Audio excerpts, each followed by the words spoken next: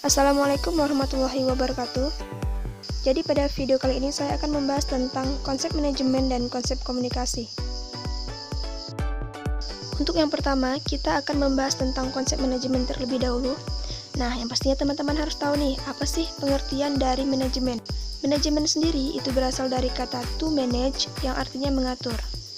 Manajemen juga diartikan sebagai proses menganalisa, menetapkan tujuan atau sasaran, serta mendeterminasi tugas-tugas dan kewajiban-kewajiban secara baik, efektif, dan efisien. Banyak para ahli atau pakar manajemen yang mengungkapkan pendapat mereka tentang manajemen. Nah, salah satu di antaranya adalah Melayu S.P. Hasibuan. Dalam bukunya, mendefinisikan manajemen sebagai ilmu dan seni untuk mengatur pemanfaatan sumber daya manusia untuk mencapai suatu tujuan dengan efektif dan efisien. Nah, setelah teman-teman mengetahui pengertian dari manajemen, selanjutnya kita akan membahas tentang fungsi manajemen, di mana fungsi manajemen adalah sebagai elemen dasar yang akan selalu ada dalam proses manajemen, yang mana biasanya dijadikan sebagai acuan oleh seorang manajer dalam melaksanakan kegiatan untuk mencapai tujuan yang diinginkan. Fungsi-fungsi dalam manajemen itu biasa dikenal dengan nama PWAC atau singkatan dari planning, organizing, executing, dan controlling. Nah, kira-kira apa sih maksud dari keempat fungsi manajemen tersebut? Kita akan bahas satu persatu. Untuk yang pertama, yaitu planning atau perencanaan. Perencanaan merupakan unsur yang sangat penting dan fundamental dalam manajemen, karena sebelum melakukan pengorganisasian, pelaksanaan, dan pengawasan harus terlebih dahulu direncanakan. Secara singkat, perencanaan adalah suatu kegiatan yang dengan membuat urutan-urutan tentang tindakan apa yang akan dilaksanakan agar tujuan tercapai. Nah, dalam melakukan perencanaan setidaknya ada 5 pertanyaan yang harus terjawab, yaitu apa yang harus dikerjakan, mengapa ia harus dikerjakan, bagaimana ia harus dikerjakan, kapan ia harus dikerjakan, dan di mana ia harus dikerjakan. Kemudian yang kedua adalah organizing atau pengorganisasian. Pengorganisasian dilakukan dengan tujuan membagi suatu kegiatan besar menjadi kegiatan-kegiatan yang lebih kecil. Pengorganisasian juga merupakan suatu proses penentuan pengelompokan dan pengaturan berbagai macam aktivitas yang diperlukan untuk mencapai tujuan, menempatkan orang-orang pada setiap aktivitas, dan menetapkan wewenang atau jabatan kepada setiap individu yang melakukan aktivitas tersebut. Yang ketiga adalah executing atau pelaksanaan.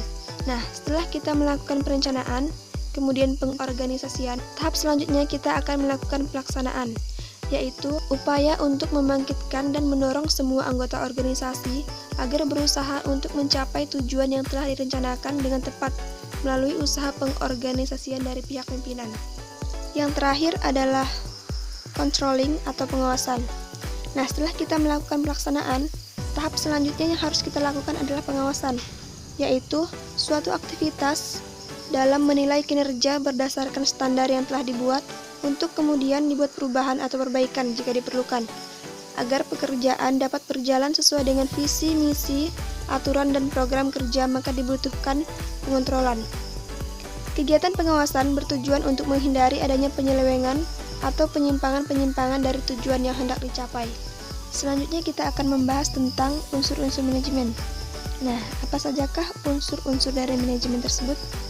Jadi unsur manajemen itu ada 6, yaitu manusia atau man, material, uang atau money, mesin, metode, dan market. Yang pertama adalah manusia.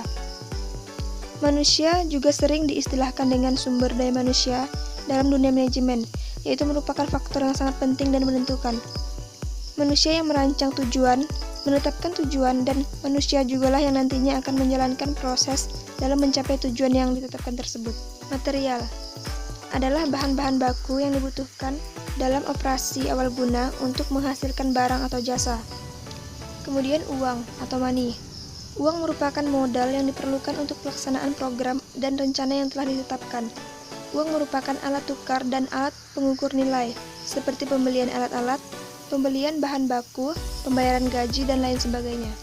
Selanjutnya mesin, yaitu peralatan teknologi yang digunakan untuk membantu dalam operasi untuk menghasilkan barang dan jasa.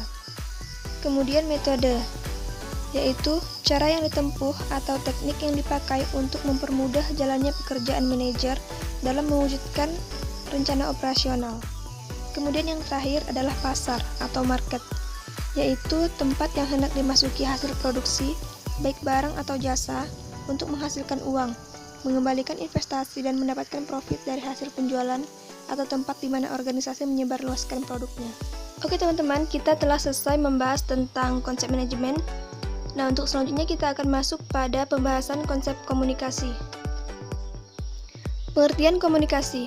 Istilah komunikasi atau dalam bahasa Inggris communication berasal dari kata Latin communicatio yang bersumber dari kata communis yang berarti sama.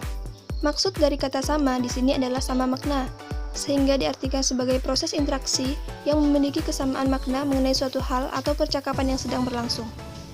Dari segi terminologis, komunikasi diartikan sebagai suatu proses berbagi pesan melalui kegiatan penyampaian pesan dan penerimaan pesan, baik secara verbal maupun non-verbal, sehingga orang yang berperan sebagai komunikan dan komunikator memperoleh makna timbal balik atau sama terhadap pesan yang dipertukarkan.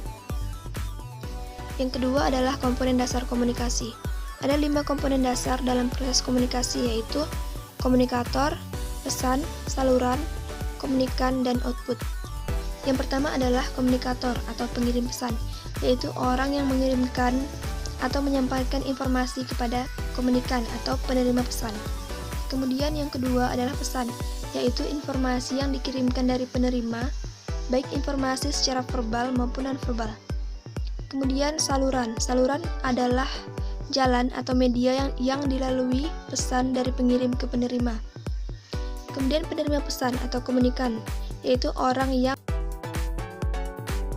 menerima pesan, yaitu respon atau efek yang dihasilkan setelah proses komunikasi.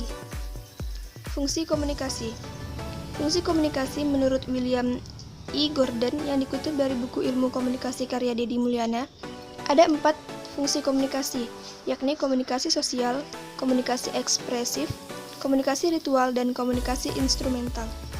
Komunikasi sosial. Fungsi komunikasi sebagai komunikasi sosial itu mengisyaratkan komunikasi penting untuk membangun konsep diri, aktualisasi diri, dan untuk kelangsungan hidup. Nah, dilihat dari namanya saja, kita sudah dapat mengetahui fungsi komunikasi ini adalah fungsi komunikasi yang berhubungan dengan sosial atau berhubungan dengan bagaimana hubungan kita dengan orang lain atau dengan masyarakat. Kemudian komunikasi ekspresif.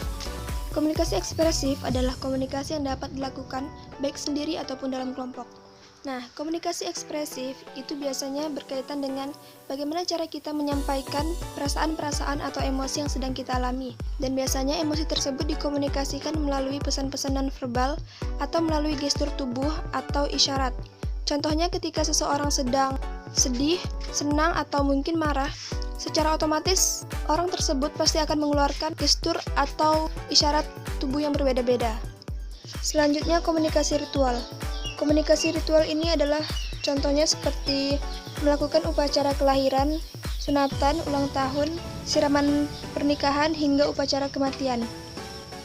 Yang terakhir adalah komunikasi instrumental. Komunikasi instrumental mempunyai beberapa tujuan, yaitu menginformasikan, mengajar, mendorong, mengubah sikap dan keyakinan, mengubah perilaku atau tindakan, dan juga menghibur. Prinsip komunikasi. Menurut Seller, ada 4 prinsip dasar dalam berkomunikasi, yaitu yang pertama adalah komunikasi adalah suatu proses. Komunikasi disebut proses karena berlangsung secara terus-menerus, tanpa permulaan atau akhir, dan selalu berubah-ubah. Komunikasi adalah sistem.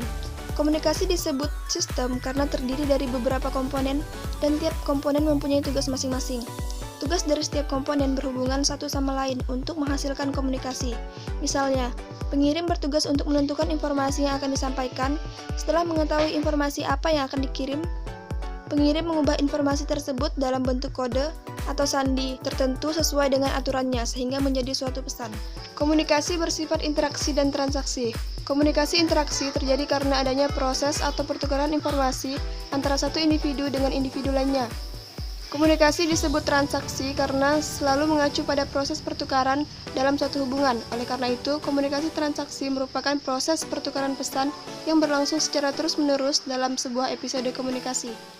Prinsip komunikasi yang keempat adalah komunikasi dapat terjadi disengaja atau tidak disengaja.